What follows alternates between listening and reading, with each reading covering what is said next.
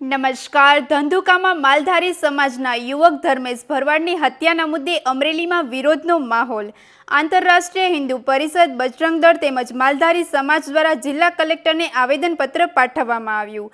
સંગઠનો દ્વારા આરોપીઓને ફાસ્ટ ટ્રેક કોર્ટમાં કડક સજા, ફાંસી સુધીની કાર્યવાહી અને હિન્દુ સમાજને સુરક્ષા આપવા માંગ કરવામાં આવી। સાથે જ આવા તત્વોની ગેરકાયદેસર મિલકતો જપ્ત કરવાની પણ રજૂઆત કરવામાં આવી। આ આવેદનપત્ર ગુજરાતના ગૃહમંત્રી હર્ષ સંઘવી અને કેન્દ્રીય ગૃહમંત્રી અમિત શાહ સુધી પહોંચાડવા માટે રજૂ કરવામાં આવ્યું। વધુ સમાચાર માટે જોડાયેલા રહો આરપી ગુજરાત ન્યૂઝ, રાજકોટ। હિન્દુ પરિષદ અમરેલી જિલ્લા અધ્યક્ષની મારી જવાબદારી છે।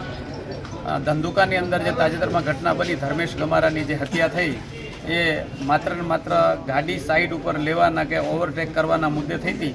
અને જે ટ્રાફિકના પ્રશ્નો છે એ અમરેલીની વાત કરીએ તો અમરેલીમાં હરેક વિધર્મીઓએ પોતાની દુકાનો આગળ ઓછામાં ઓછું 2 થી 3 ફૂટ જેટલું દબાણ કર્યું છે, કોઈ જગ્યાએ એના કરતાં પણ વધારે દબાણ કર્યું છે। આવા બનાવો જો ગુજરાત આખામાં બનશે જ, અને એમાં અમરેલીમાં જો બનશે તો આ દબાણના મુદ્દે જ બનશે। ટ્રાફિકને અડચણરૂપ થાય છે, વાહનો લઈને જતા હોય ત્યારે વાહનને પણ અડચણરૂપ થાય છે। એટલે તંત્રને પણ અમારી એક અપીલ છે કે આ લોકોની જે દુકાનો છે, આ લોકોનો જે વિસ્તાર છે ત્યાં પેશકદમી ન કરે અને એમાં તંત્ર ખાસ ખ્યાલ આપે, નહીં તો આવી ઘટના ફરી પાછી બનશે। અને અમરેલીમાં આવી ઘટના ન બને એટલા માટે તંત્ર તકેદારી રાખે। જય શ્રી રામ। મજબૂતભાઈ બસિયા।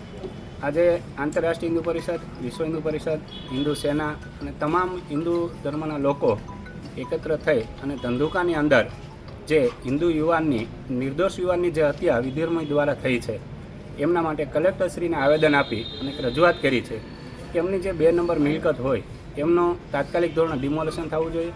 આવા વ્યક્તિઓને જેલની સજા કરતાં એમને તાત્કાલિક ધોરણે ફાસ્ટ કોર્ટમાં એમનો કેસ હકાવી અને એમને ફાંસીની સજા થવી જોઈએ। કારણ ધંધુકાની અંદર આ હમણાં ગણો તો 5મી ઘટના છે અને 3 ઘટના સુધી લગભગ બધા જ એમાં સંપર્કમાં અને એમની સાથે સંકલનમાં પણ છે। જો આમના માટે કડકમાં કડક કાર્યવાહી કરવામાં નહીં આવે તો ભવિષ્યમાં આ ઘટનાઓનું સ્વરૂપ એ આખા ગુજરાતની અંદર વિશ્વ સ્વરૂપે બનવાની શક્યતા પણ છે। અત્યારે જે જેહાદી પ્રક્રિયાઓ હાલતી હોય છે, આવા વિચારના લોકો કોઈ પણ ધર્મના હોય, કોઈ પણ જ્ઞાતિના હોય, કોઈ પણ સમાજના હોય, એમના માટે સરકાર જો બધા માટે કડક કાર્યવાહી કરતી હોય તો આવા વિચારના લોકો માટે તાત્કાલિક ધોરણે કડક કાર્યવાહી કરવાની દરેક હિન્દુ સંગઠનોની આજે માંગ હતી અને કલેક્ટરશ્રીને આવેદન આપી ગુજરાત સરકાર સુધી નમ્ર વિનંતી છે કે આમની પર કડકમાં કડક કાર્યવાહી કરે અને એવો દાખલો બેસાડે કે ફરીવાર કોઈ હિન્દુ યુવાનની હત્યા કરતાં પહેલાં 100 વાર વિચાર કરે। આ બધા હિન્દુ સમાજની માંગ સાથે કલેક્ટરને આવેદન આપી અને બધા સંગઠનોની એક જ માંગ છે કે ધંધુકાની અંદર આવા શક્તિશાળી પરિવારો ઉપર જો હત્યા થાય તો જેના કારણે બીજા પરિવારો એમના મનની અંદર ડર અનુભવવા માંડે, આવો દાખલો બેસાડવા જે આવી પ્રવૃત્તિ થતી હોય અને એમાં પણ ત્યાંનો તંત્ર કહે છે કે આખી ટોળકી છે, આ ટોળકી દ્વારા આવીને આવી કાર્યવાહી થાય છે। જો તંત્રને જાણ હોવા છતાં એમની પર કાર્યવાહી ન કરવાનું કારણ શું?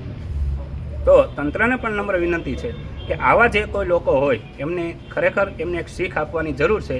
એવી આજ સર્વ હિન્દુ સમાજની અમરેલી વતી ખાસ હૃદયની માંગણી છે। જય શ્રી